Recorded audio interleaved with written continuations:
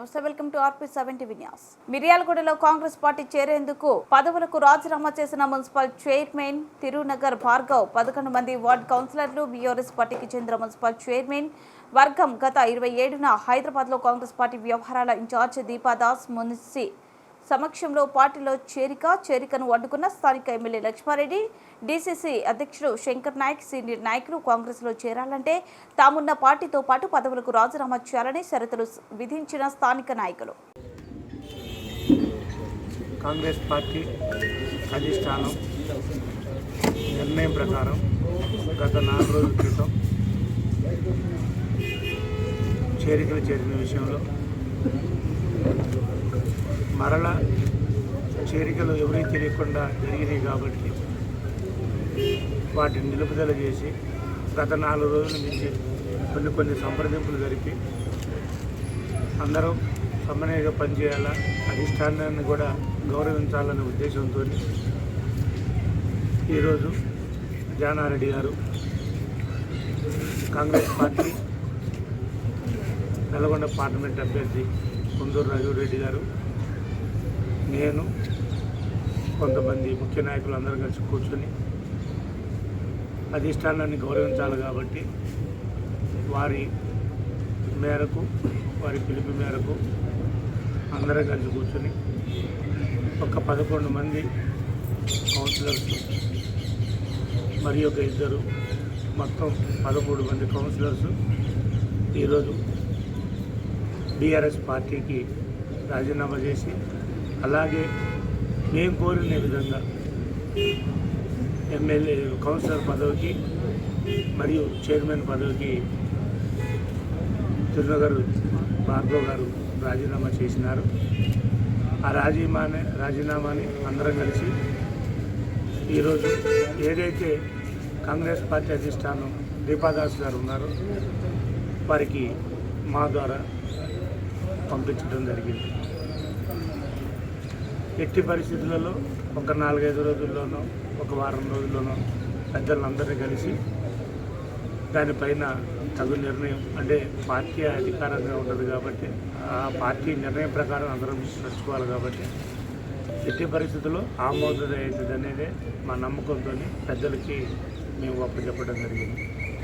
అలాగే లోకల్గా ఉన్న ఈ 13 కౌన్సిలర్స్ పరిధిలో ఉన్న ఇప్పుడు దాకా ఉన్న ఇన్ఛార్జీలు కావచ్చు, దాంట్లో ఉన్న కౌన్సిలర్స్ కావచ్చు, వాళ్ళందరినీ కూడా సమన్వయం చేసుకోవాల్సిన బాధ్యత మా పైన ఉంది.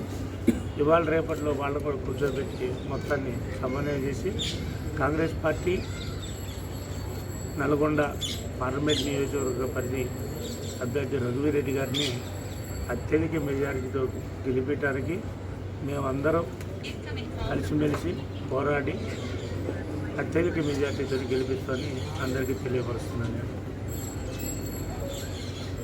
ఏది ఏమైనా పార్టీ నిర్ణయాల ప్రకారం ప్రతి ఒక్కరం పనిచేస్తున్నాం. నిర్ణయాలను అధిగమించకుండా ఒక అడుగు ఎన్నికేసైనా ప్రతి ఒక్కళ్ళని కలుపుకొని పోవాలనే ఉద్దేశంతోనే కొన్ని చర్యలు కూడా తీసుకోవాల్సి వస్తుంది. దానికి అన్నిగా భావించద్దు ఎవరు. క్రమశిక్షణ ఉండాలా, క్రమశిక్షణతో పార్టీ పోవాలా.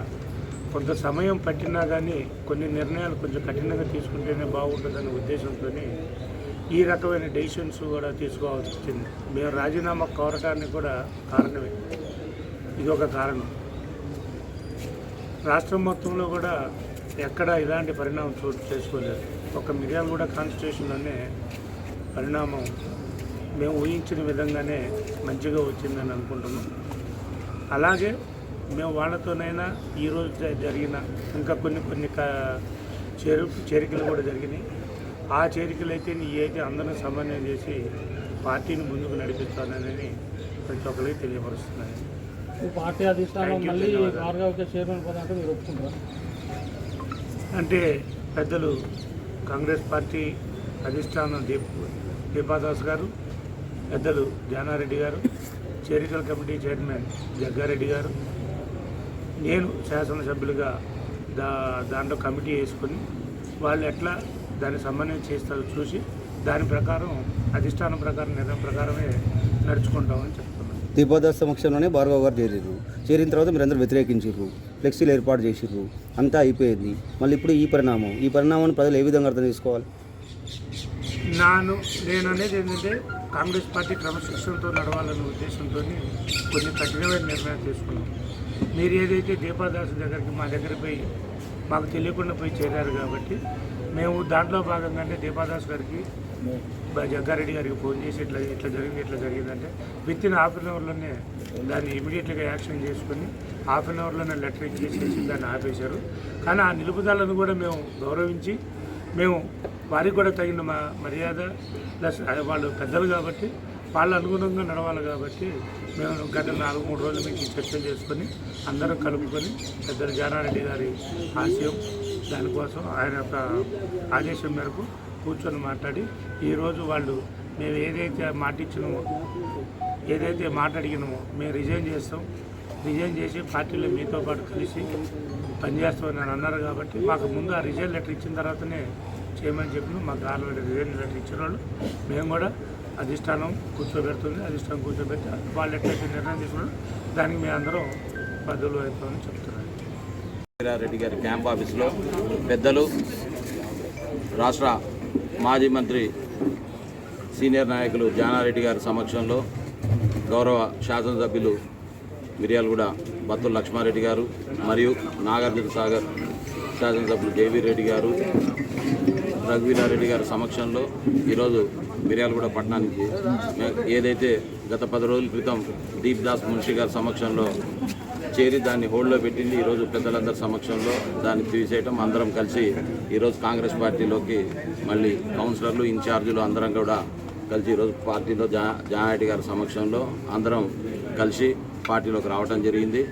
అదేవిధంగా గతంలో మేము చేరినప్పుడు కానీ మేము కూడా టీఆర్ఎస్ పార్టీకి రాజీనామా, అదేవిధంగా మా కౌన్సిలర్లు కానీ ఇక్కడ ఉన్న కౌన్సిలర్లు చైర్మన్గా నేను కూడా దీప్ దాస్ మున్షి గారికి లేఖ ఇవ్వడం జరిగింది.